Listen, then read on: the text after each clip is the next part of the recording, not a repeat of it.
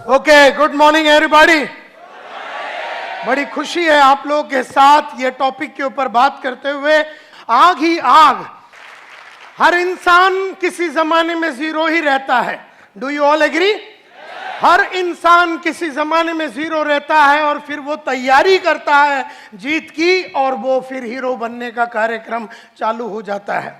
इसी तरह से अगर आप देखेंगे किसी जमाने का ये जीरो था, किसी जमाने में ये भी जीरो था, किसी जमाने में अगर आप देखेंगे ये भी जीरो था, किसी जमाने में ये भी बड़ा जीरो था, किसी जमाने में ये भी बड़ा जीरो था, किसी जमाने में ये लेडी भी बड़ी जीरो थी। और इस तरह से अगर आप देखेंगे तो हर इंसान जो आप यहां पर देखेंगे किसी जमाने में ये भी जीरो था, किसी जमाने में इतना बड़ा कंपनी चलाने वाला जयप्रकाश गौर जो जेपी ग्रुप ऑफ इंडस्ट्रीज को चलाने वाला, या गाड़ी जो सोप बनाते हैं ये वाला आदमी, ये लोग सब लोग एक जमाने में जीरो थे। भंवरलाल जैन 5,000 करोड़ का कंपनी चलाता है। शहनाज हुसैन जो ब्यूटी का क्वीन मानी जाती है। इस तरह से लक्ष्मी मित्तल जो दुनिया में सबसे बड़े पैसे वाले आदमियों में से गिना जाता है। और अगर आप देखेंगे ब्रिजमोहन मुंजल जो हीरो होंडा का मालिक है, ये भी कुछ नहीं था, एक जमाने में साइकिल का पार्ट्स बेचते थे ये लोग। और अगर आप देखेंगे जो पेप्सी को चलाती है इंदिरा नुई जो चेन्नई की रहने वाली और अमेरिका में बैठती है, किसी ज़माने में ये भी चेन्नई की गलियों में ज़ीरो थी। धीरूभाई अंबानी भी ज़ीरो था। शिखा शर्मा जो आज एक्सिस बैंक चलाती है as the managing director of Axis Bank, ये भी एक ज़माने में ज़ीरो थी। नंदन नीलकनी जिन्होंने इन्फोसिस को शुरू किया, ये भी एक ज़माने में ज़ीरो थे। और आज के तारीख में इंडिया का सबसे नंबर 1 पैसे वाला आदमी, आज के तारीख में इंडिया में मुकेश अंबानी से भी ज्यादा पैसे वाला आदमी का नाम है दिलीप सांघवी। आज इंडिया का इस वक्त 10:30 बजे इंडिया का सबसे ज्यादा पैसे वाला आदमी है दिलीप सांघवी। एक जमाने में आज से 30 साल पहले ये भी जीरो था। सन फार्मास्यूटिकल्स का मालिक माना जाता है। आज मुकेश अंबानी से भी ज्यादा पैसा है इसके पास। मरीको इंडस्ट्रीज जो पैराशूट बनाती है, पैराशूट वगैरह बनाती है, वो कंपनी का जो मालिक है वो भी एक ज़माने में। सुनील मित्तल जो आज एयरटेल चलाता है और एक ज़माने में गली गली में जाके टेलीफोन का इंस्ट्रूमेंट्स को बेचता था और एक एक गली में जाके जनरेटर को बेचता था। अपने स्कूटर में जाके वो गली गली में स्कूटर में जाके जनरेटर को बेचता था नॉर्दर्न इंडिया में। एक ज़माने में ये भी जीरो था। एक ज़माने में सरदार वल्लभ भाई पटेल भी जीरो थे। एक ज़माने में ये लोग सब जीरो थे। एक ज़माने में ये भी जीरो था और एक ज़माने में ये भी जीरो था। ये हीरो बन के जीरो फिर हो गया, ये हीरो बन के फिर जीरो हो गया और इसके बाजू में जो आदमी है वो हीरो का हीरो ही रह गया। तो ये जरूरी नहीं है कि जो आदमी हीरो बनता वो जीरो वापस नहीं बन सकता, और ये जरूरी नहीं है कि जो जीरो है वो हीरो बन नहीं सकता, ये भी जरूरी नहीं है। और किसी जमाने में ये भी जीरो था।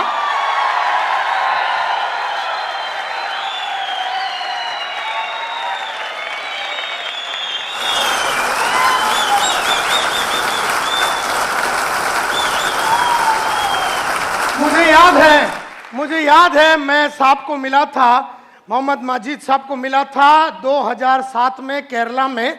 मुझे याद है मैं इनको मिला था, मेरे बाजू में बैठे थे, मैंने टॉक दिया था how to take business to the next level. 2007 की बात है, कोचिन में ताज रेसिडेंसी की बात है। उस जमाने में मैंने एक बहुत बड़ा शो किया था और उसके बाद इनको भी बुलाया गया था, तभी मैं इनसे मुलाकात की थी। 2007 की बात है, जनवरी 12 की बात है। तो ये इंसान को मैं तब से जानता हूं, तो आपको इस कंपनी में विश्वास न करने का कारण ही नहीं है। क्योंकि अगर मैं बोलता हूं कि ये विश्वास करने लायक आदमी है और ये कंपनी विश्वास करने लायक है, तो ये विश्वास करने लायक है। और संतोष नायर कभी भी सोच विचार किए बिना बात करता नहीं है, ये आप लोग सब लोग जानते हैं। तो ये विश्वास के ही हकदार है। और केरला में जब इनको अवार्ड दिया गया था for the best performer and the best entrepreneur, इस तरह से केरला में इनका बड़ा नाम है और आज तुम्हारे साथ वो काम कर रहा है। तो मुझे बड़ी खुशी है कि इस तरह का कंपनी में तुम लोग काम कर रहे हो। और किसी जमाने में ये भी जीरो था, और किसी जमाने में ये भी जीरो था, और किसी जमाने में ये भी जीरो था, और किसी जमाने में ये भी जीरो था, और किसी जमाने में ये भी जीरो था, और किसी जमाने में ये और ये और ये सब लोग जीरो थे, और किसी जमाने में हम भी जीरो थे, और किसी जमाने में ये और ये और ये और ये लोग सब जीरो थे।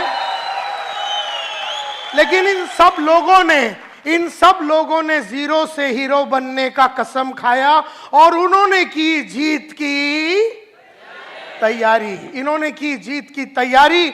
और ये लोग सब लोग रफ डायमंड थे, कोयले के अंदर बैठा हुआ रफ डायमंड की कोई खास कीमत नहीं होती है। फिर वो रफ डायमंड को कोयले के खजान से निकाला जाता है, फिर वो डायमंड के ऊपर 4 चीजें की जाती है। डायमंड के ऊपर 4 चीजें की जाती है। सबसे पहला उसका कलर, डायमंड की 4 क्वालिटी होती है।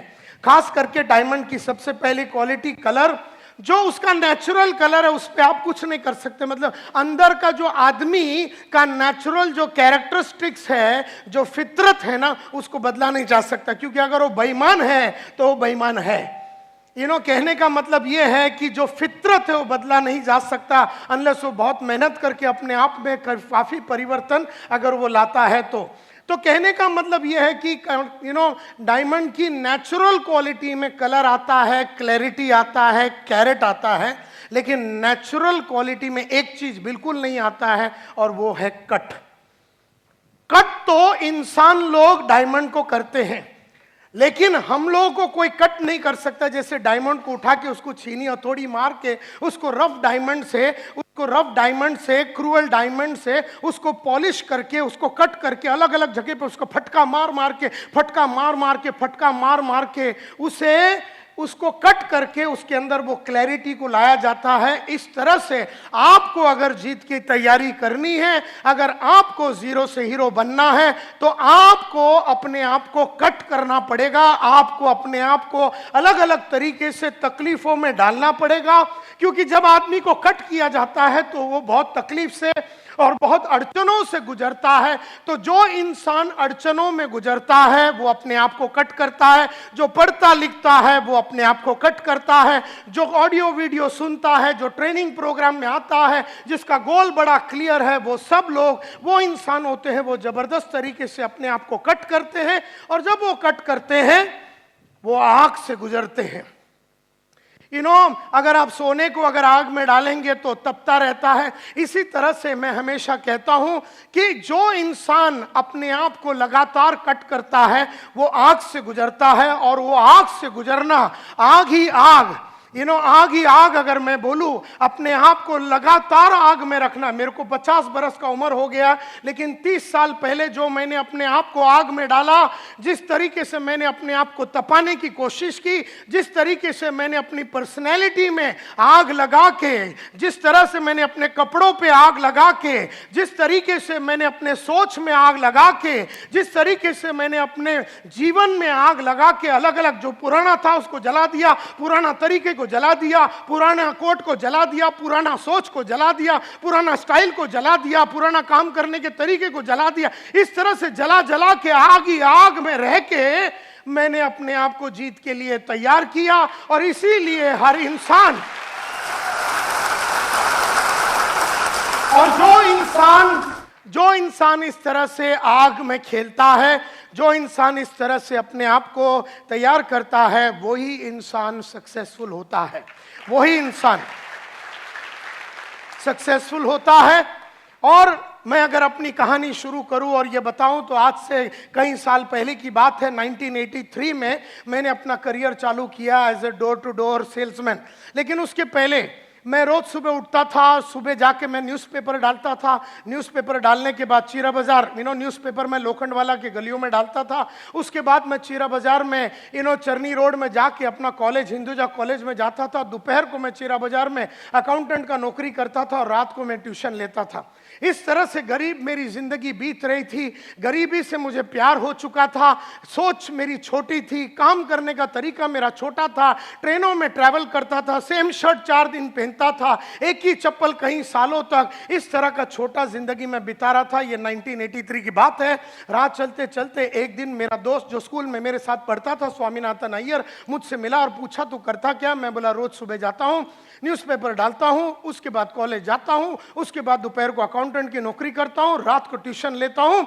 तब अय्यर ने मेरे चेहरे पे देख के बोला, संतोष नायर, एक जमाने में तू बोलता था तू बहुत बड़ा आदमी बनेगा, तू हीरो बनेगा, तू बहुत बड़ा आदमी बनेगा, लेकिन तेरी हरकतें जो तू कर रहा है, जो तू हरकतें कर रहा है, जैसे न्यूज़पेपर का धंधा कर रहा है, अपना गली का कुलकर्णी पिछले 35 साल से न्यूज़पेपर का धंधा कर रहा है, 35 साल में साइकिल में था और मैक्सिमम स्कूटर में आया, न्यूज़पेपर का धंधा करके कोई भी इंसान बड़ा नहीं हुआ। ऐसा अय्यर ने मुझसे कहा, 2 वक्त की रोटी तेरे को मिल जाएगा, लेकिन जिंदगी में तू बड़ा काम नहीं कर पाएगा। और जो तू अकाउंटेंट का नौकरी कर रहा है, कितना पगार है तेरा? आज जो 400 रुपए, अगले साल वो 500 हो जाएगा, अगले साल वो 600 हो जाएगा, अगले साल वो 700 हो जाएगा। आज से 15 साल के बाद जब तेरी उम्र 35 की हो जाएगी तो तेरा इनकम विल बी 10,000, 12,000, 14,000। किस तरह का तू शादी करेगा? क्या तेरे बच्चे होंगे? कौन से स्कूल में जाएंगे? उनके सपने कभी पूरा नहीं होगा। जिस तरीके से तू गरीब रहा, जिस तरीके से तेरे सपने कभी पूरे नहीं हुए, जिस तरीके से तेरे बाप ने तेरे को वो सब नहीं दिया जो तेरे को चाहिए था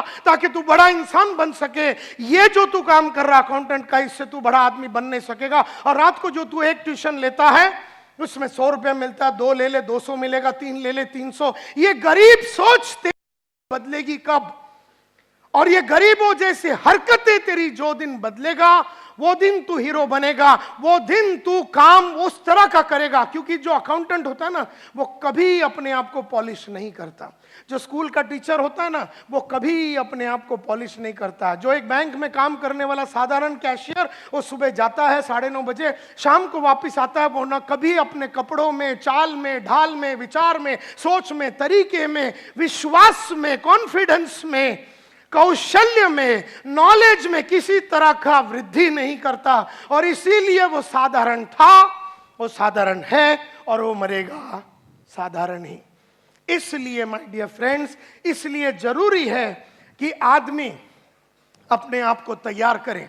जीतना हर आदमी का गेम है, लेकिन हर आदमी अपने आप को तैयार नहीं करता। जब स्वामीनाथन अय्यर ने मुझसे पूछा और कहा कि तू लाइफ में बड़ा आदमी नहीं बनेगा, तब मैंने अय्यर से पूछा, यार तू डरा मत, मेरे को बता करना क्या है। तब उसने कहा, जिंदगी बनानी है, नाम कमानी है, इज्जत कमानी है, शोहरत कमानी है, और अपनी चाहतों के हिसाब से अगर जिंदगी जीनी है, अपनी चाहतों के हिसाब से जिंदगी जीनी है, जरूरतों के हिसाब से नहीं। अपनी चाहतों के हिसाब से अगर तेरे को जिंदगी जीनी है, चाहतों के हिसाब से मतलब आज अपने को चाहा था स्कोडा लेने का, अपने स्कोडा लिया। आज अपनी चाहत मर्सिडीज का, अपने मर्सिडीज लिया। लेकिन जरूरत के हिसाब से देखा जाए तो वेस्टर्न रेलवे जिंदाबाद। जरूरतों के हिसाब से देखा जाए तो 1 बेडरूम हॉल किचन में कार हो सकता है।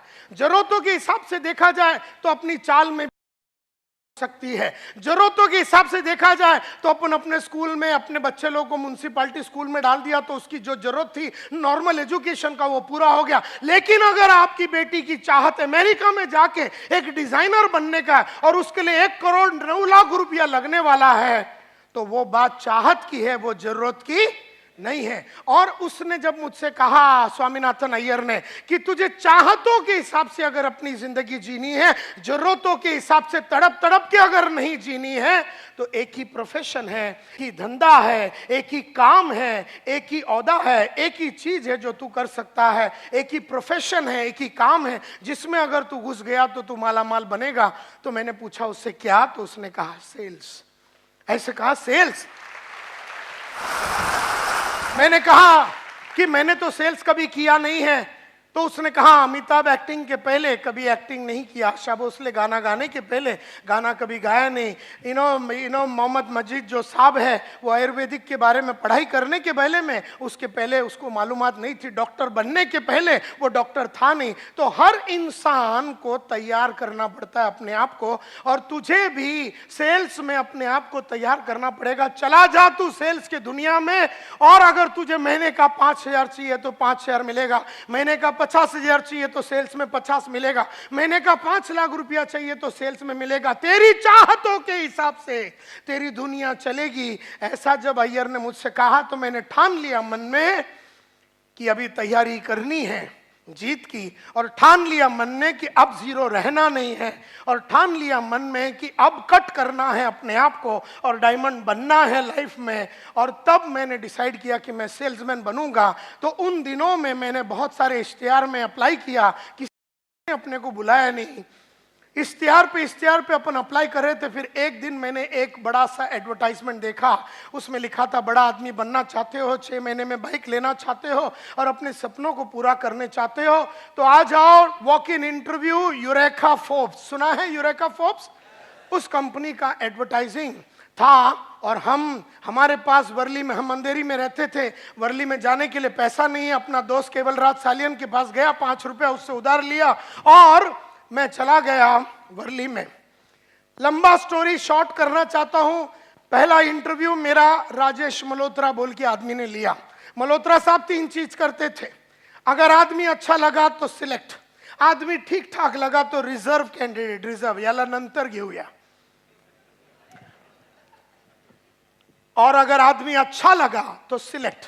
मल्होत्रा साहब ने मेरे को पहले कैटेगरी में डाल दिया, जिसमें उन्होंने मेरे को रिजेक्ट कर दिया, क्योंकि ना मैं सेल्समैन जैसा दिखता था, ना मैं बोलता था, ना मेरी सोच वैसा उनको नजर आया। उन्होंने अंग्रेजी में बहुत सारे क्वेश्चन पूछे, मैं जवाब नहीं दे सका, क्योंकि हम बर्फी वाला स्कूल में पढ़ते थे। डॉन बॉस्को एजुकेटेड मल्होत्रा साहब ने जब अपने को अंग्रेजी में बहुत सारा पूछा तो हम जवाब नहीं दे सके। मल्होत्रा साहब ना सिलेक्ट किया ना रिजर्व में डाला, उन्होंने रिजेक्ट कर दिया। और कहा मुंह पे देख के ये कि हम 15 दिन में बताएंगे। तभी मुझे नहीं मालूम था कि 15 दिन में बताने का मतलब है कि अपने को ऑलरेडी उसने रिजेक्ट कर दिया।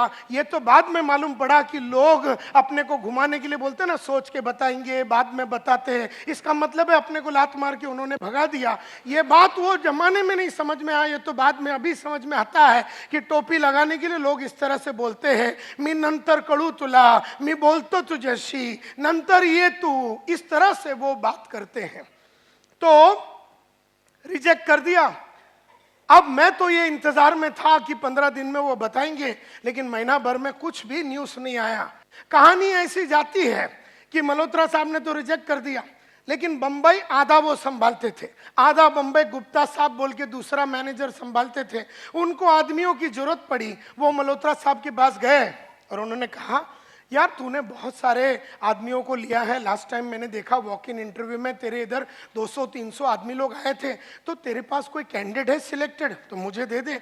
मुझे एक लोकेशन और एक ग्रुप चालू करना, एक टीम चालू करना। तो मल्होत्रा साहब ने कहा कि ये टाइम तो बहुत अच्छे आदमी नहीं मिले, इसके लिए मैंने सबको, थोड़ा ही मिला मेरे को सिलेक्टेड, तो मेरे पास नहीं है सिलेक्टेड कैंडिडेट। अच्छा, बोले तेरे पास कोई रिजर्व कैंडिडेट है तो वो दे दे, मैं उससे ही टीम चालू करता हूँ, गुप्ता साहब ने कहा। तो उन्होंने कहा नहीं यार, मेरे पास रिजर्व कैंडिडेट भी नहीं है, मैंने सबको सिलेक्ट करके ले लिया। अच्छा, बोले तेरे पास रिजेक्ट माल तो होगा तो वो ही दे दे मेरे को। तो मल्होत्रा साहब को गुप्ता साहब को मल्होत्रा साहब ने वो जो 150-200 आदमी जिसको उन्होंने रिजेक्ट किया था, वो रिजेक्टेड आइटम का सब फॉर्म दे दिया, उसमें अपना भी नंबर था। उस रिजेक्टेड फॉर्म के अंदर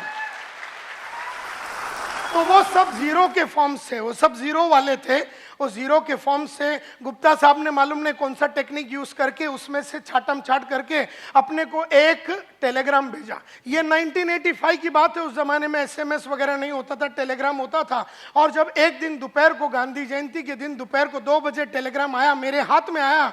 नसीब मेरा था कि मेरे हाथ में आया और मैंने वो खोल के देखा, report for final interview, report for final interview,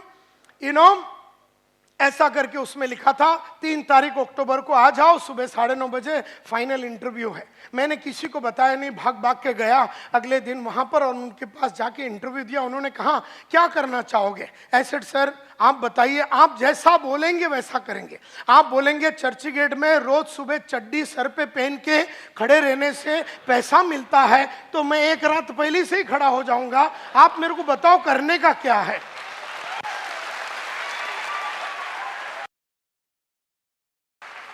तो इस तरह से मैंने उनसे पूछा, उसने कहा कि क्या कर, मैं बोला सर मेरे को पैसे चाहिए। बोलता ये लाइन में बड़ा इज्जत है, नाम है, शौर्य। मैं बोला इज्जत बिज्जत नहीं चाहिए, अपने को रोकड़ा चाहिए, क्योंकि 18 महीने से भाड़ा नहीं भरा है महाराष्ट्र हाउसिंग बोर्ड को। माँ का इलाज के लिए पैसा नहीं है, बड़ी बहन का शादी नहीं हो रहा, पैसे नहीं है घर में, छोटी बहन का शादी नहीं हो रहा, पैसे नहीं है हाथ में, डॉक्टर को 6 महीने से पैसा नहीं दिया, किराने वाले को 6 महीने से पैसा नहीं दिया, न्यूज़पेपर वाले को 3 महीने से पैसा नहीं दिया, मेरे को आगे पढ़ने का था, पैसा नहीं था। ऐसे सिचुएशन में ये बोलता है इज्जत मिलेगा, नाम मिलेगा, वो किधर डालेगा अपन?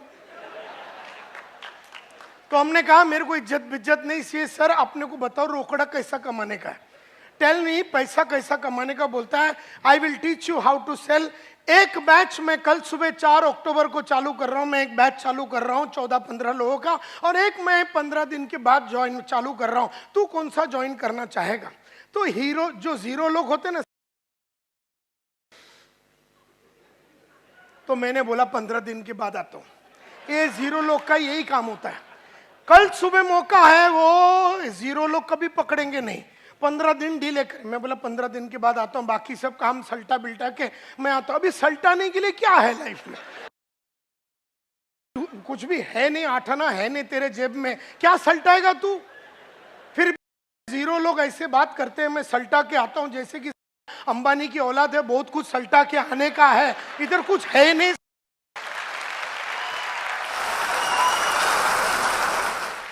तो गुप्ता साहब ने कहा कि अगर तू कल सुबह ज्वाइन करता है तो तेरे को लाइफ में 15 दिन का एडवांटेज रहेगा, जिंदगी में तू हमेशा 15 दिन आगे रहेगा। 15 दिन में तेरे को मार्केट के बारे में खबर मिल जाएगा, 15 दिन में प्रोडक्ट के बारे में समझ आ जाएगा, 15 दिन में सेल्स के बारे में समझ आएगा, 15 दिन में तेरा नॉलेज बहुत बढ़ जाएगा। ये बात 0 को समझ में आया। इसका मतलब है कि अंदर हीरो बनने की चाहत थी अपने में, तभी वो समझ में आया। क्योंकि कई लोग जो 0 है ना, उनको कुछ भी अच्छा बोले दिमाग में बात जाता ही नहीं है। मतलब क्या है, पैदाइशी 0 है, स्ट्रक्चरल डिफेक्ट है, और वो 0 ही रहेगा। देयरफॉर 0 वही आदमी रहता है जो वातावरण से आया हुआ इंफॉर्मेशन, वातावरण से गुप्ता साहब ने जब इंफॉर्मेशन दे रहा है कि भैया हीरो बनने के लिए ये कलाकारी मैं सिखाऊंगा, कल सुबह आता है क्या, तो पकड़ लिया मैंने वो अपॉर्चुनिटी और कहा कि यस सर कल से आता हूं। तो वहां से अपना जो हीरो बनने का कार्यक्रम शुरू हुआ। आज उस बात को 30 साल हो गए, मैंने मुड़ के पीछे कभी देखा नहीं है। यू नो, उस जमाने में यूरेका फोर्ब्स में आदमी 4 वैक्यूम क्लीनर बेचता था महीने का एवरेज। 3,500 सेल्समैन होते थे हमारे कंपनी में, और 3,500 सेल्समैन का एवरेज निकालेगा तो वैक्यूम क्लीनर जो साफ सफाई करने का जो मशीन है उसमें एवरेज 4 का बिकता था। हर आदमी 4 बेचता था, 2, 3, और अगर आपने 6, 7 बेच दिया तो आपका ब्रांच मैनेजर आपको बढ़िया होटल, उड़पी होटल है गुरुदेव बोल के सामने, उसमें वो लेके जाता था। और अगर आपने 10-12 बेच दिया तो आपका रीजनल मैनेजर आपको उससे भी बढ़िया होटल में, एयर कंडीशन होटल में लेके जाके खाना भी ना खिलाएगा। और अगर आपने 12 या 14 बेचा तो आपका कंपनी का मैनेजिंग डायरेक्टर, हमारा कंपनी का मैनेजिंग डायरेक्टर अखिल मार्फतिया, अपना स्टैंडर्ड 2000 रोवर कार, जो उस जमाने में सबसे महंगा गाड़ी होता था, उसमें आता था और ज्वेल ऑफ इंडिया बोल के एक रेस्टोरेंट है वर्ली में, वहां लेके जाता था। तुमको बियर चाहिए, चिकन चाहिए, जो भी चाहिए खिलाएगा, और बदन का कोई भी पार्ट पे चुम्मा लगाने को रेडी था। अगर तुमने 14 बेचा और मार्फतिया साहब को बोला इधर चुम्मा लगाओ, तो वो तेरे कुंडी में चुम्मा लगाएगा, क्योंकि उसको सेल्समैनों से बहुत प्यार था। उसको लगता था कि जो 14-15 बेचता है वो बापू है, बापू। और वो जमाने में अपना 5 दिन का ट्रेनिंग हुआ, 4 अक्टूबर को ज्वाइन किया, 11 अक्टूबर को ग्रैंड रोड बाजार में अपन उतरा। You know, my territory was red light area. मेरे को मेरे बॉस ने बोला उधर जा। मैं बोला सर उधर कैसा माल बेचेंगे, वैक्यूम क्लीनर? बोलता उधर बहुत पोटेंशियल है। तो मेरे को लगा कि गुप्ता साहब जाते होंगे तो उनको पोटेंशियल के बारे में ज्यादा मालूम है, तो मैंने मन में ठान लिया कि मैं उधर ही बेचेगा। लेडीज एंड जेंटलमैन, मुझे खुशी है कि 20 दिन में मार्केट में था वो एरिया के अंदर 26 वैक्यूम क्लीनर बेचा मैंने पहले महीने में। तो सबको लगा कि फ्लूक में हुआ, मेरे को भी लगा फ्लूक में हुआ। कभी कभी अपन डायमंड भी फ्लूक में बन जाते, अपने को पता ही नहीं चला बना कैसे, लेकिन बन गए, तो इसी तरह से 26 बिका ऐसे फ्लूक में। ऐसा मुझे भी लगा, दुनिया को लगा, लेकिन फ्लूक नहीं था, क्योंकि अगले महीने में मैंने 32 बेचा, उसके अगले महीने में मैंने 33 बेचा, उसके अगले महीने में मैंने 36 बेचा, उसके अगले महीने में 37 बेचा, उसके अगले महीने में 39 बेचा, उसके महीने में 41 बेचा, उसके अगले महीने में 43 बेचा। लेकिन मैंने जीवन में पिछले महीने से कम कभी नहीं बेचा, कभी नहीं बेचा। तो उन्होंने मेरे को इंडिया का नंबर 1 सेल्समैन बन गया, इंडिया का रातों रात नंबर 1 सेल्समैन मैं बन गया। तो उन्होंने मेरे को ग्रुप लीडर बना दिया, मेरे साथ 4 आदमी डाल दिया, इंडिया का नंबर 1 ग्रुप लीडर बना। तो उन्होंने 12 आदमी दे दिया एक ग्रुप लीडर के साथ, मैं इंडिया का नंबर 1 सेल्स सुपरवाइजर बना। तो उन्होंने फिर मेरे को ब्रांच मैनेजर बनाया, 29 आदमी दिए, मैं इंडिया का नंबर 1 ब्रांच मैनेजर बना। पहली बार इंडिया में 200 सेल एक ब्रांच ने हमने किया, पहली बार 300 सेल यूरेका फोर्ब्स में हमने किया, पहली बार 400 सेल एक ब्रांच ने हमने किया, पहली बार 500 सेल एक ब्रांच में हमने किया। हमारा काम ही था रिकॉर्डें बनाना और रिकॉर्डों को तोड़ना। इस तरह से हमने अपना जीवन को चालू किया और फिर हम डिप्टी डिविजनल सेल्स मैनेजर बने, डिविजनल सेल्स मैनेजर बने, एरिया सेल्स मैनेजर बने, रीजनल सेल्स मैनेजर बने। और फिर उसके बाद सीज फायर बोल के फायर एक्सटिंग्विशर कंपनी, लाल कलर का जो फायर एक्सटिंग्विशर है, उस कंपनी में डीजीएम बने और जनरल मैनेजर बने। और फिर उसके बाद एक ट्रेनिंग कंपनी टीम प्रोडक्टिविटी बोल के कंपनी में वाइस प्रेसिडेंट बने और वहां का हम डायरेक्टर बने। और 15 साल पहले हमने स्मार्ट बोल के ये ट्रेनिंग कंपनी शुरू की, जो इंडिया का जाना माना ट्रेनिंग कंपनी, हिंदुस्तान यूनिलीवर होवे, कोको कोला होवे, प्रॉक्टर एंड गैम्बल होवे, फोर्ड होवे, हुंडई होवे, महिंद्रा एंड महिंद्रा होवे, एशियन पेंट्स होवे, दुनिया की बेहतरीन कंपनियों को ट्रेन करने के बाद आज से करीबन 8-9 साल पहले हमने कहा कि अब ये बड़े कंपनियों को छोड़ देंगे और small medium nano micro enterprises, जो छोटे धंधे वाले 10 करोड़ 100 करोड़ 25 करोड़ 50 करोड़ ऐसे लोगों के साथ काम करेंगे। और आज हम लोगों का कंपनी पूरा छोटे और मीडियम एंटरप्राइजेस के धंधे वालों के लिए काम करती है। इस तरह से एक भयंकर 120 जन का कंपनी को हमने बनाया। मुझे याद है मेरा पहला घड़ी था हेनरी सैंडोज एंड फिल्स, पहला घड़ी था मेरा हेनरी सैंडोज एंड फिल्स। 25वां हैंड है मेरे ख्याल से, जो मेरे बाप ने मेरे को गिफ्ट दिया था, सेकंड हैंड भी नहीं था वो, 25वां हैंड था। 25 रुपया का लिया था मेरे फादर ने, वो मेरा पहला घड़ी था। मैंने टारगेट रखा कि मैं 500 रुपया का सिटीजन कॉर्ड्स खरीदूंगा मेरे पहले पगार से, और मैंने वो खरीदा। उसके बाद मैंने लक्ष्य रखा, पर्पस रखा, गोल रखा कि अब मैं 1200 का घड़ी खरीदूंगा, टाइटन क्लासिक खरीदा। फिर मैंने लक्ष्य रखा कि मैं 5000 का घड़ी खरीदूंगा, फिर मैं 50,000 का घड़ी खरीदूंगा। फिर लक्ष्य रखा 1 लाख, 2 लाख, 3 लाख, 4 लाख, 5 लाख, 5,60,000 रुपए का मैंने घड़ी का टारगेट रखा और मैंने रोलेक्स का घड़ी 5,60,000 का खरीदा। मुझे याद है मेरा जो पहला पेन होता था वो 2 रुपए का शार्प का पेन होता था, जो वेस्टर्न रेलवे में अपन ट्रेन में जब जाते हैं तो वो बेचने के लिए आदमी आता है। तब मैंने टारगेट रखा कि मैं विल्सन का पेन रखूंगा 40 रुपया का, 40 रुपए का विल्सन का पेन रखता था। उसके बाद मैंने बोला कि अब मैं पेन रखूंगा 100 रुपए का, और फिर वो 100 रुपए का मैं फ्लेयर का पेन रखता था। उसके बाद 400 रुपए का शेफर का पेन रखता था, 1000 रुपए का सिल्वर क्रॉस पेन रखता था, 2000 का गोल्ड क्रॉस पेन रखता था, 25,000 का मॉन्ट ब्लैंक रखता था। आज 3 लाख रुपए का 3 लाख रुपए का अपन पेन अपने इधर जेब में लगा के घूमते हैं। मुझे याद है माय डियर फ्रेंड्स, मुझे याद है माय डियर फ्रेंड्स कि मेरा पहला महीने का सैलरी था 500 रुपया। फिर मैंने कहा, लक्ष्य रखा कि अब मैं 5,000 रुपया कमाऊंगा महीने का। भागा भागा भागा, अपने आप में परिवर्तन लाया, कपड़ों में परिवर्तन लाया, बोली में परिवर्तन लाया, चाल में परिवर्तन लाया, सोच में परिवर्तन लाया, सोच में कंप्लीट परिवर्तन लाया। और फिर हमने कहा 50,000 रुपया महीने का कमाएंगे, फिर हमने कहा 2 लाख महीने का कमाएंगे, फिर हमने कहा 5 लाख रुपया महीने का कमाएंगे। जब हम 5 लाख रुपया महीने का कमाते थे, हमने लक्ष्य रखा, पर्पस रखा, गोल रखा कि अब ये महीने का कार्यक्रम नहीं चलाएंगे, अब हमको दिन का चाहिए। तो दिन का हमने टारगेट रखा कि हम 3,000 रुपया कमाएंगे, फिर दिन का 10,000 रुपया कमाएंगे, दिन का 4 लाख कमाएंगे, दिन का 5 लाख कमाएंगे, दिन का 7 लाख रुपया। जब दिन का 7 लाख रुपया कमाते थे तो हमने कहा अब ये इस तरह का गरीब जिंदगी हम जी नहीं सकते दिन में, खाली 7 लाख रुपया कमा के कैसा आदमी जिएगा दिन में। तो हमने कहा अब ये दिन का कार्यक्रम नहीं, अभी अपने को घंटे का चाहिए। तो हमने घंटे का फिर रखा 10,000 रुपया, फिर घंटे का 20,000 रुपया, फिर घंटे का 3 लाख रुपया। इस तरह से हमने अपना जीवन को बिताया। जैसे जैसे पैसा ज्यादा कमाने का था हमने अपना नॉलेज को बढ़ाया, अपने नॉलेज को बढ़ाया, कई किताबें पढ़ी, ऑडियो देखे, वीडियो देखे, नॉलेज को कंप्लीटली बदला और फिर उसके बाद एटीट्यूड्स में बदलाव लाया और बहुत सारे 5 लाख रुपया पर घंटे के लिए कमाने के लिए जो स्किल्स लगता है, कौशल्य लगता है, सेलिंग स्किल्स लगता है, नेगोशिएशन स्किल्स लगता है, प्रेजेंटेशन स्किल लगता है, लीडरशिप स्किल लगता है, चेंज मैनेजमेंट स्किल्स लगता है, इंटरव्यूइंग स्किल्स लगता है, बहुत कौशल्य लगता है कमाने के लिए। देयरफॉर बहुत सारे अलग अलग कौशल्य डेवलप किया। और फिर अगर आपको बहुत सारा कमाना है और आगे बढ़ना है तो आदतें बदलनी पड़ेंगी। तो आदतों में बहुत परिवर्तन लाया, बहुत ज़्यादा परिवर्तन लाया। सुबह उठने की आदत, टीवी ना देखने की आदत और पढ़ाई करने की आदत, झूठ ना बोलने की आदत, आधा महीने में पूरा महीने का काम करने का आदत, टाइम वेस्ट ना करने की आदत, ऐसी बहुत सारी आदतें डाली।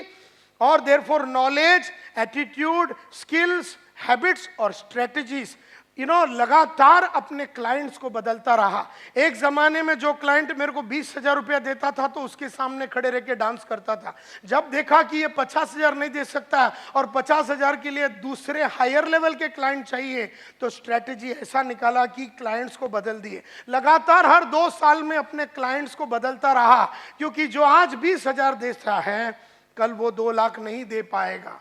एंड देयरफॉर आज जो 20,000 रुपया देता है 2 साल के बाद उसको मैं छोड़ देता हूं और उसको पकड़ता हूं जो 50,000 रुपया आज दे सकता है। और जब अपने को 1 लाख रुपया चाहिए तो उसको छोड़ देता हूं और जब अपने को 2 लाख चाहिए तो फिर इसको छोड़ देता हूं। जैसे जैसे अपने को अगले लेवल पे जाना है तो वो पुराना नॉलेज को छोड़ देना पड़ेगा, पुराने एटीट्यूड्स को छोड़ देना पड़ेगा, पुराने आदतों को छोड़ देना पड़ेगा, पुराने कौशल्यों को छोड़ देना पड़ेगा, पुराने स्ट्रेटजीज को छोड़ देना पड़ेगा। हम में से कईयों का प्रॉब्लम यह है कि हमारी नॉलेज, एटीट्यूड, स्किल्स, हैबिट्स और स्ट्रेटजी सेम रही है और हमारी चाहत उसके आगे निकल गई।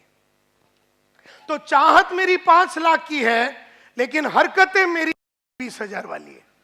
चाहत मेरी 5 लाख की है, कपड़े मेरे 20,000 वाले हैं। चाहत मेरी 5 लाख की है, सोच मेरा 20,000 का है। चाहत मेरी 5 लाख की है, कौशल्य मेरी 20,000 की है। चाहत मेरी 5 लाख की है, आदतें मेरी 20,000 वाली है। तो आदतें 20,000, चाहत 5 लाख, कैसा मैच होएगा? And therefore my dear friends, it is a very conscious thing. आपको एकदम कॉन्शियसली जानबूझ के इसके ऊपर सोचना पड़ेगा। हर टाइम आपकी तैयारी जीत की अगली लेवल की होनी चाहिए। आज जो जीत है वो 1 लाख की जीत है, कल का जीत तो 5 लाख की जीत है, परसों का जीत तो 10 लाख का जीत है। और देयरफॉर तैयारी 24 आवर्स मरते दम तक आपको करते रहना है। अभी गरीबों का प्रॉब्लम क्या है मालूम है? ये तैयारी ही नहीं करते। इनको जो घर है ना वो घर से बहुत सुख है। ये जो चाल में रहते हैं उस चाल का सुगंध इनको बहुत अच्छा लगता है। ये जो रेलवे स्टेशन के बाजू में रहते हैं उनको उधर का सुगंध और आवाज, रेलवे का आवाज नहीं आवे, नींद नहीं आवे। तो इस तरह से गरीबों की प्रॉब्लम क्या है कि गरीब जैसा था। कल मेरे ऑफिस में मैं निकल रहा था, एक लड़का है मेरे कंपनी में, नाम नहीं लूंगा, उसका अंग्रेजी बराबर नहीं है। तो मैंने उसको कहा कि हर रात मैं अपने आप को इंप्रूव करने के लिए, अंग्रेजी को इंप्रूव करने के लिए ये किताब लिखता हूं। मैं उसको किताब बताया, वो किताब कैसे लिखता हूं, मैं रोज कैसे शब्दकोश को बढ़ाता हूं, सब कुछ बताया। और मैंने उसको बोला ये किताब लेके तू आज जाना। 1 घंटे के बाद मैं ऑफिस में वापस आया तो बोल रहा मैं घर जा रहा हूं। मैंने तूने वो किताब लिया? बोले नहीं सर, ईस्ट में है ना। अब हम वेस्ट में बात कर रहे थे, बोले ईस्ट में है, अंधेरी ईस्ट के ऑफिस में है। तो मैं ना नोटबुक में लिखता हूं। मैं बोले यही प्रॉब्लम है, तुम छोटी सोच वाली औलाद ऐसे ही मैंने उसको बोला, तेरे को मैं बोलता हूं कि ये बुक लिख, तेरे को बुक बताता हूं, तेरे को बताता हूं कि मैंने अपने अंग्रेजी को कैसे सुधारा, तेरे को मैं रास्ता बताता हूं, तेरे को मैं बुक खोल के पूरा डिटेल में तेरे को बताता हूं कि कैसा रोज रात को मैं लिखता हूं, एक एक करके मैं कैसे लिखता हूं कि आज मैंने क्या अचीवमेंट किया अंग्रेजी के लिए, इससे मेरे को क्या फायदा हुआ, कल मैं अंग्रेजी को कैसे सुधारूंगा और उसके लिए क्या कदम लूंगा। मैं तेरे सामने ऐसा 10 बुक दिखाया, ये बुक तेरे को बोलता अपना ईस्ट वाले ऑफिस में जाके ले, और मेरे को बोलता ईस्ट में।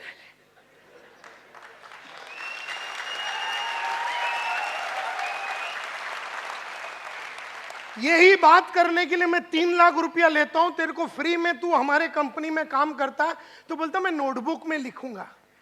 अबे मैं बोला नोटबुक में लिखना, और ये नोटबुक जिसमें नायर साहब की चित्र है, तू जब ये खोलेगा ना, इसका नाम है 21 day habit and confidence multiplier, यानी इंग्लिश की हैबिट, या फिर अभी इसको अगर हेल्थ के लिए यूज करना, अगर आपका वजन बहुत ज्यादा है, आपको वजन कम करना, 21 दिन में आपको 10 किलो कम करना, 21 दिन में 21 दिन में डायमंड बनना है ना, रोज रात को ये लिखने का, 21 दिन में आप बन सकते हैं।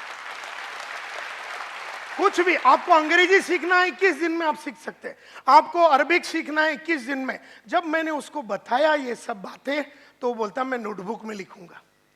यही सोच है एक छोटे आदमी का, कि जब बड़े विचार उसके सामने पेश किया जाता है, बड़े तरीके से काम करने का रास्ता उसको दिखाया जाता है, तब आदमी छोटेपन पे ही बैठा रहना चाहता है। यही प्रॉब्लम है इस दुनिया का, क्योंकि वो उसको मैं बोलता हूं तैयारी कैसा करने का, उसको समझ में नहीं आ रहा। वो ये बुक छोड़ के अंधेरी ईस्ट तक जाने के लिए आधा घंटा पौना घंटा लगेगा, और रिटर्न आना, यानी बदन को जो तकलीफ लगेगा, फिजिकल पेन जो लगेगा, जो तकलीफ लगेगा, खर्चा लगेगा, और वहां जाके उसको लाना, उसने उस चीज को पोस्टपोन ही कर दिया। And that is why a large number of people अपने आप को बना नहीं सकते हैं, क्योंकि वो तैयारी जीत की नहीं कर रहे, वो हमेशा तैयारी हार का कर रहा है। वो आदमी जिसकी हरकत कल थी, वो जीत की तैयारी नहीं थी, वो हारने की तैयारी थी। तो जीतने वाले उसको लेसन सिखा रहे, लेकिन हारने वाले को इतनी जमाने से हारने की आदत, क्योंकि उसका उम्र चाहे 35 का है और 15 साल से जानता है कि मेरी अंग्रेजी खराब है, और 6 महीने में अंग्रेजी सुधार सकता है अगर वो मन में ठान लेगा। लेकिन गरीबों की प्रॉब्लम यही है कि तैयारी और जीत के लिए आगे बढ़ने की तैयारी करने से कतराता है। ये प्रॉब्लम है उसका। देयरफॉर मैं यहां खड़े रह के मुजरा करूं या कुचिपुड़ी करूं या भरतनाट्यम करूं, गरीबों को ठेंगा कोई फर्क पड़ने वाला नहीं है। अगर कल रात को आप चाल में गाली दे रहे थे अपने आप को कि कैसे मैं 2 बेडरूम हॉल किचन में जाऊं, आप अस्वस्थ थे, आपकी छोटी जिंदगी से आप परेशान थे, आपका लड़का या लड़की छोटे स्कूल में जा रहे और कॉन्वेंट में नहीं जा रहे, इससे आपको गुस्सा आता है, तो ही आप कदम लेंगे। लेकिन आप ये सोचते मैं तो पढ़ा नहीं, मेरा लड़का म्युनिसिपैलिटी में जाता है, बहुत बढ़िया। तो प्रॉब्लम ये है माय डियर फ्रेंड्स कि तैयारी जो जीत की होती है, वो हर आदमी जब जीतने के लिए तैयार होता है वो जीरो रहता है और उसे हीरो बनना पड़ता है। इस तरह से मुझे याद है कि मेरा पहला जो गाड़ी था, पहला जो बाइक था, वो मैं वेस्टर्न रेलवे में जाता था। उसके बाद मैंने पहला सेकेंड हैंड कावासाकी बजाज खरीदा। फिर मैंने कहा कि इसके ऊपर ज़्यादा देर में वक्त नहीं बिताऊंगा, तो मैंने राजदूत 175 टेलीस्कोपिक सस्पेंशन वाला बाइक लिया। उसको मैंने थोड़े दिन चलाया, मैं बोला इसको ज़्यादा दिन नहीं चलाऊंगा। सेकेंड हैंड प्रीमियर पद्मिनी का लक्ष्य रखा। जो दिन मैंने वो खरीदा वही दिन हमने लक्ष्य रखा कि हम मारुति 800 लेंगे। जो दिन हमने मारुति 800 लिया, उसी दिन उसी क्षण जब उसको महालक्ष्मी टेम्पल में लेके जाके पूजा करके वापस आ रहे थे। हमने अगला गाड़ी मारुति एस्टीम 6,35,000 रुपए का टारगेट रखा। जो दिन हम सिद्धि विनायक से उसको पूजा करके ला रहे थे वही दिन 15 लाख हुंडई सोनाटा का टारगेट रखा। जो दिन उसकी पूजा करके वापस ला रहे थे उसी दिन हमने टारगेट रखा कि Mercedes C class E class लेंगे 54 लाख रुपए का। जो दिन 54 लाख का मर्सिडीज लिया उसी दिन हमने लक्ष्य रखा कि एस क्लास मर्सिडीज लेंगे। जो दिन हमने एस क्लास मर्सिडीज लिया 6 करोड़ का रोल्स रॉयस लेने का, वही दिन टारगेट हमने सेट कर दिया। तो पैसा हो, घड़ी हो, गाड़ी हो, लाइफ हो, 2 बेडरूम हो, 3 बेडरूम हो, 4 बेडरूम हो, कंपनी हो, ये सब चीजें जैसा अपने को चाहिए था वैसा अपने को मिला, क्योंकि अपन ने जीत की तैयारी की। हम जीरो थे लेकिन हम हीरो बनना चाहते थे। हम रॉ डायमंड थे, हम कट करने को रेडी थे, हम औरों को कट करने को देने के लिए रेडी थे। हमने अपने बॉस के सामने अपने आप को निछावर किया और बोले सर आप बताओ ये बदन से क्या होना चाहिए, ये मन से क्या होना चाहिए, ये बॉडी से क्या होना चाहिए। उन्होंने कहा कि ये चीजें अगर आप करेंगे तो आप सक्सेसफुल होंगे। ऐसे अनकंडीशनली अपने आप को सरेंडर किया, ऐसे अनकंडीशनली अपने आप को सरेंडर किया अपने बॉस लोग के सामने, अपने अपलाइन के सामने, अपने कलीग्स के सामने। जो बोला गया है, जैसा बोला गया है, हजारों किताबें पढ़ी, किताबों में जो लिखा है, हजारों सीढ़ियां सुनी, जो सीढ़ी में लिखा हुआ है, बोला हुआ है, वैसे का वैसा पॉइंट टू पॉइंट डिक्टो वो मैंने किया। अपना दिमाग कभी मैंने नहीं लगाया। तो आज अगर मैं आप लोगों को कुछ बोलता हूं कि क्या करना है, आप अपना दिमाग मत लगाओ, आप बस वो करो जो मैं आपको बोल रहा हूं। लेकिन मुद्दा यह है माय डियर फ्रेंड्स, और ये इस तरह से जब आप आदमी करेगा तो ये कहा जाता है कि वो आग में आज भी तप रहा है। हर दिन मैं 1 घंटा रीडिंग करता हूं, हर दिन मैं रोज रात को ऐसे 3 किताबें लिखता हूं जो मेरे 1 से सवा घंटा ले लेता है। इस तरह से मैं जो चीजें करता हूं 1 से सवा घंटा रोज मैं जीत की तैयारी करते हूं। और जबकि मेरा कमाई दिन का 5-1 लाख रुपया है, तब मैं सवा घंटा रोज रात को ऐसी किताबें लिखता हूं। तो समझ लो कि तुम्हें कितना तैयारी करना पड़ेगा, कितना एफर्ट डालना पड़ेगा। आज हम ये स्टेज पे आ गए हैं, फिर भी हमने पढ़ाई लिखाई को बंद करने से इनकार किया। हम कभी ये मानते ही नहीं है कि माझ्याकडे काही आहे आणि मला काही कळतं। अपने को कुछ नहीं आता है, अपन एकदम सिंपल आदमी है, अपने को जमाने के बारे में कुछ नहीं मालूम। मैं रोज रात को पढ़ता हूँ, रोज रात को अपने आप को अपग्रेड करता हूँ, और इसीलिए 30 साल से रेगुलरली सक्सेस मिला। कईयों को 1 साल सक्सेस मिलता है, फिर नीचे चला जाता है, फिर 6 महीना गायब रहता है, फिर थोड़ा सक्सेस मिलता है, फिर वो नीचे चला जाता है, फिर थोड़ा मिलता है, फिर वो गाँव चला जाता है, फिर नीचे चला जाता है। इस तरह से लाइफ बढ़ता नहीं है, इस तरह से लाइफ बनता नहीं है। तो माय डियर फ्रेंड्स, मुझसे लोग देयरफॉर पूछते हैं कि सर ये सभी लोग जो थे जिनके बारे में आपने कहा जो जीरो थे और हीरो बने कैसे, तो मैंने स्टडी किया उनके लाइफ को, मेरे लाइफ को, और दुनिया के बेहतरीन विश्वनाथन आनंद जो चेस प्लेयर है, दुनिया के बेहतरीन बैट्समैन, दुनिया के बेहतरीन एक्टर, इनके लाइफ को, दुनिया के बेहतरीन नेटवर्कर। मैं नेटवर्किंग इंडस्ट्री में 1989 में घुसा था। I was India first representative. 1988 में इंडिया का सबसे पहला रिप्रेजेंटेटिव था। डायरेक्ट सेल्स के लिए मेरे को भेजा गया बर्लिन में, जर्मनी में, वर्ल्ड डायरेक्ट सेल्स कांग्रेस में, जहां पर दुनिया की बेहतरीन वर्ल्ड कॉरपोरेशन का कॉन्फ्रेंस हुआ था। और आज से करीबन 30 साल पहले मैं पहली बार नेटवर्किंग से वाकिफ हुआ। तो मेरा पहचान और मेरी अंडरस्टैंडिंग और मेरी क्लैरिटी 30 साल पुरानी है। और मैंने इन 30 सालों में देखा कि लगातार कुछ लोग आगे बढ़ते हैं और कुछ लोग ऊपर नीचे, और कुछ लोग बढ़ ही नहीं रहे हैं, वो उठ ही नहीं पा रहे हैं। तो ऐसा क्यों हुआ? तो मैं एक वॉयज ऑफ डिस्कवरी में गया। मैंने कईयों की बायोग्राफी पढ़ी, ऑटोबायोग्राफी पढ़ी, मैंने बहुत सारे लोगों का मीटिंग किया, और मैंने बहुत सारे चीजें सोचा, और दुनिया की बेहतरीन MLM और नेटवर्क मार्केटिंग के लोगों से वर्ल्ड वाइड मिला। एमवे का मालिक, एवरीश्लेन का मालिक, एवॉन का मालिक, सब मेरे बाजू में बैठे रहते थे आज से करीबन 25-30 साल पहले। और उन सब लोगों को वर्ल्ड की सबसे बढ़िया कंपनी की, एमएलएम कंपनी की लोगों से मेरा उठना बैठना हुआ था 30 साल पहले। उन सब से सीखा और मैंने पूछा अपने आप से, दुनिया के लिए पूछा कि सक्सेस का फॉर्मूला क्या है। तब मुझे समझ में आया, success everybody wants it, yes और नो। मैंने देखा कि किसी को भी पूछो सक्सेस चाहिए, तो मुझे लगा कि हार्ड वर्क शायद सक्सेस का फॉर्मूला रहेगा। लेकिन मैं आज आपको बताना चाहता हूं, हार्ड वर्क का सक्सेस से कोई लेना देना नहीं है। क्योंकि अगर हार्ड वर्क ही सक्सेस का फॉर्मूला है तो मेरे बाजू में एक आदमी रिक्शा चला रहा, पिछले 30 साल से गरीब था, गरीब है, गरीब रहेगा।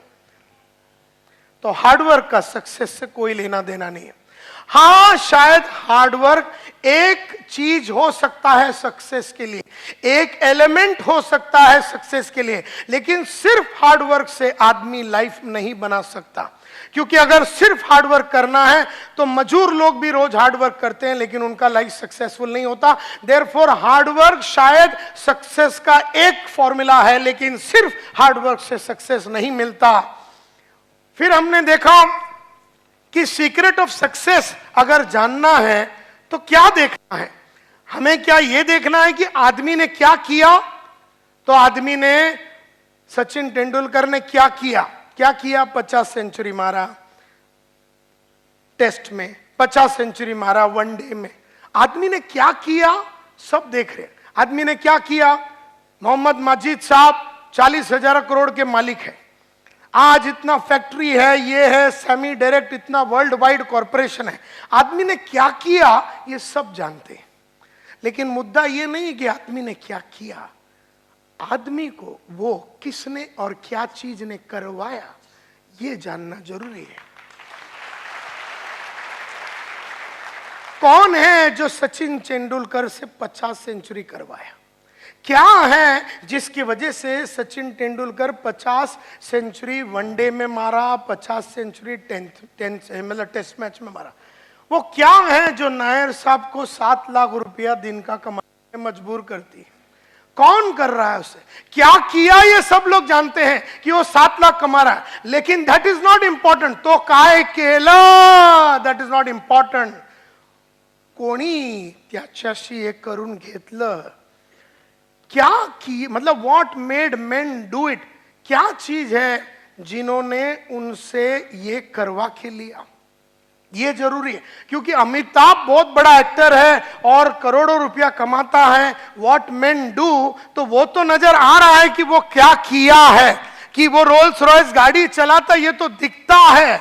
लेकिन what made main do it, क्या चीज करने के वजह से वो रोल्स रॉयस तक पहुंचा, क्या चीज करने की वजह से वो 50 सेंचुरी मार सका, क्या चीजें करने से वो 7 लाख रुपया दिन का कमा सकता है, क्या चीज करने से। तो जब मैं इस स्टडी पे पहुंचा तो मैं समझ गया कि मैं ढूंढ रहा था the common denominator of success, कि वर्ल्ड में सक्सेस का कॉमन डिनोमिनेटर या कॉमन फैक्टर क्या है।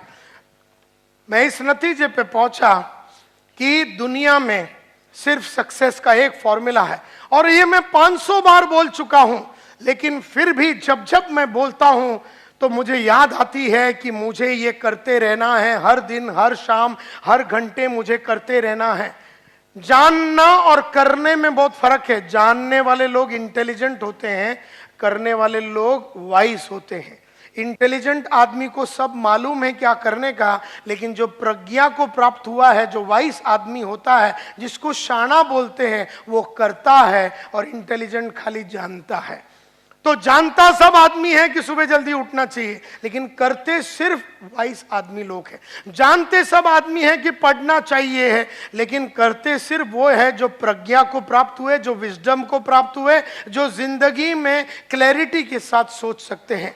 तो मैं ढूंढते ढूंढते एकमात्र फॉर्मूला पे आया कि सक्सेस का सिर्फ एक फॉर्मूला है। जैसे थोड़े देर पहले जब इधर खड़े रह के कमांडो साहब ने कहा कि रिकॉर्डिंग नहीं करना है, फिर भी मेरी नजरें उधर जा चुकी है जहां पर 3 आदमी ये रूम में रिकॉर्डिंग कर रहा है। अब उसको जानने में प्रॉब्लम नहीं है, वो जानता है लेकिन वो करता नहीं है। तो इसमें फर्क है। वो सस्ते में रिकॉर्डिंग करके लेने के चक्कर में है। वो सीडी नहीं खरीदेगा 1200 रुपए में, जो रास्ता सही है उस पे वो नहीं जाएगा, बेईमानी करेगा। तो ये जो रिकॉर्डिंग चालू है, जो भी कर रहा है वो बेईमान।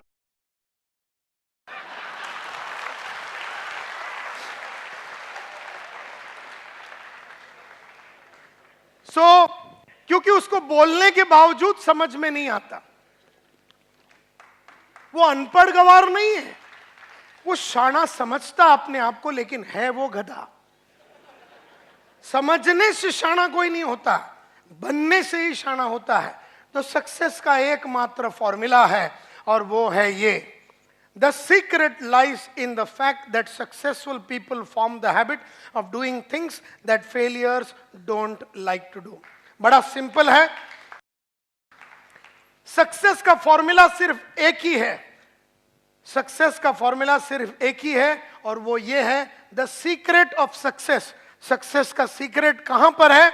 It is in the fact कि सक्सेसफुल लोगों ने वो करने की आदत डाली जो उन्हें अच्छा नहीं लगता। सक्सेसफुल लोगों में और अनसक्सेसफुल लोगों में फर्क सिर्फ इतना है कि सक्सेसफुल लोगों ने वो करने की आदत डाली जो अनसक्सेसफुल लोगों को करने को अच्छा नहीं लगता। सक्सेसफुल लोगों में और अनसक्सेसफुल लोगों में, कामयाब लोगों में और नाकामयाब लोगों में फर्क सिर्फ इतना है कि कामयाब आदमी ने वो करने की आदत डाली जो उसे अच्छा नहीं लगता और नाकामयाब आदमी हमेशा वो करता है जो उसे अच्छा लगता है।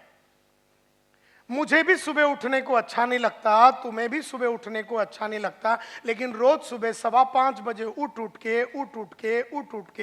के मैंने उठने की आदत डाली।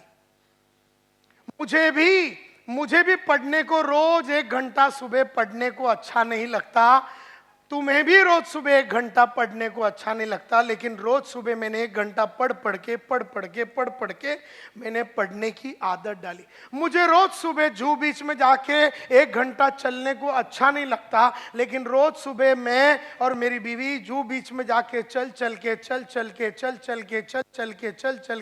चलने की और एक्सरसाइज करने की आदत। मुझे भी रोज सुबह आधा घंटा मेडिटेशन करने को अच्छा नहीं लगता, तुम्हें भी वो चीजें करने को अच्छा नहीं लगता, लेकिन मैंने रोज सुबह आधा घंटा मेडिटेशन कर करके मैंने करने की आदत डाली।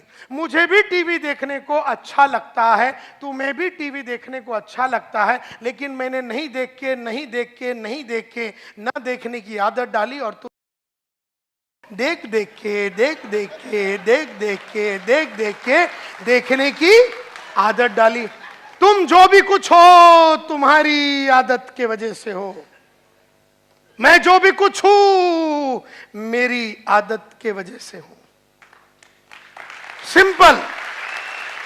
मैंने वो किया जो अच्छा नहीं लगता, तुमने वो किया जो तुम्हें अच्छा लगता है।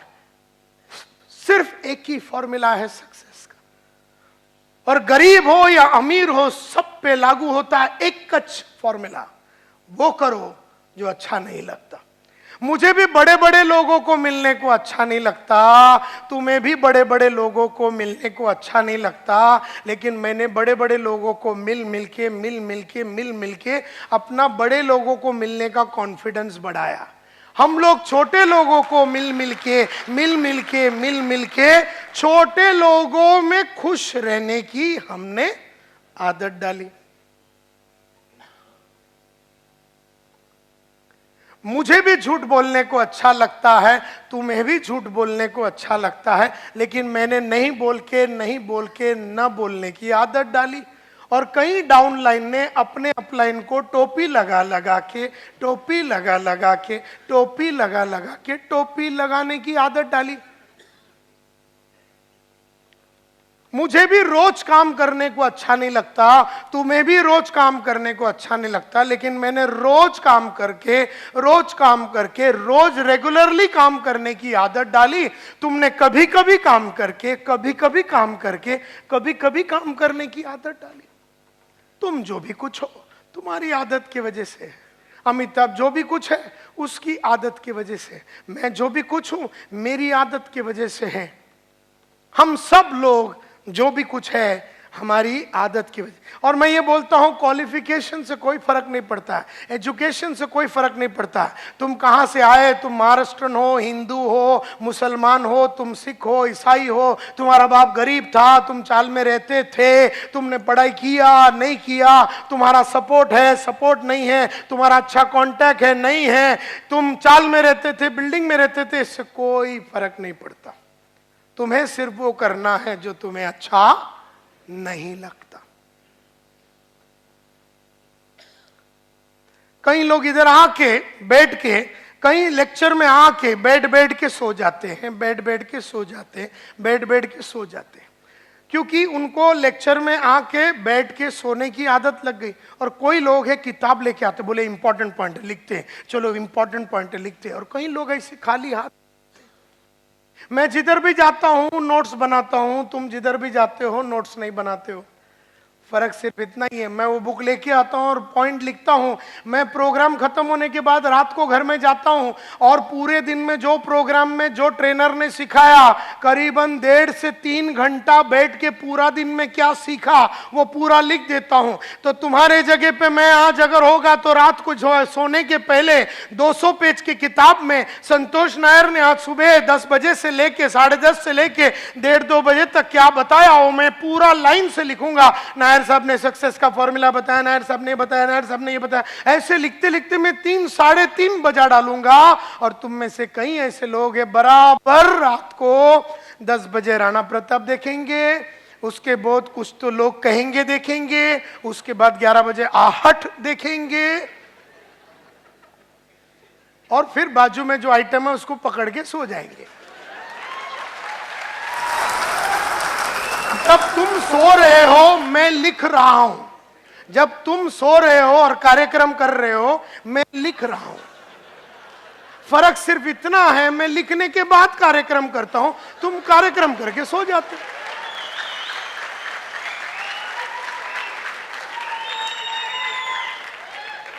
तो जब तुम दूसरे दिन सुबह उठे, तुम सेम आइटम है, मैं जब उठा तो मैं बदल गया था। तो मैं कल और आज में सेम आदमी नहीं हूं, तुम कल और आज में सेम आदमी हो। ये तुम्हारी आदत है। इसके लिए जीत की तैयारी मैंने कल रात को की, तुमने दूसरा कुछ तैयारी किया। मैं जीतने की तैयारी की, तुम मजा किया। मजा करने से जीतता नहीं है आदमी। मजा भी करना चाहिए, मैं ना नहीं बोलता हूं, घूमना चाहिए, फिरना चाहिए, टीवी देखना चाहिए, लेकिन अपना वो काम जो तुम्हें अच्छा नहीं लगता वो करने के बाद तुम्हें वो करना है, एंड नॉट बिफोर दैट।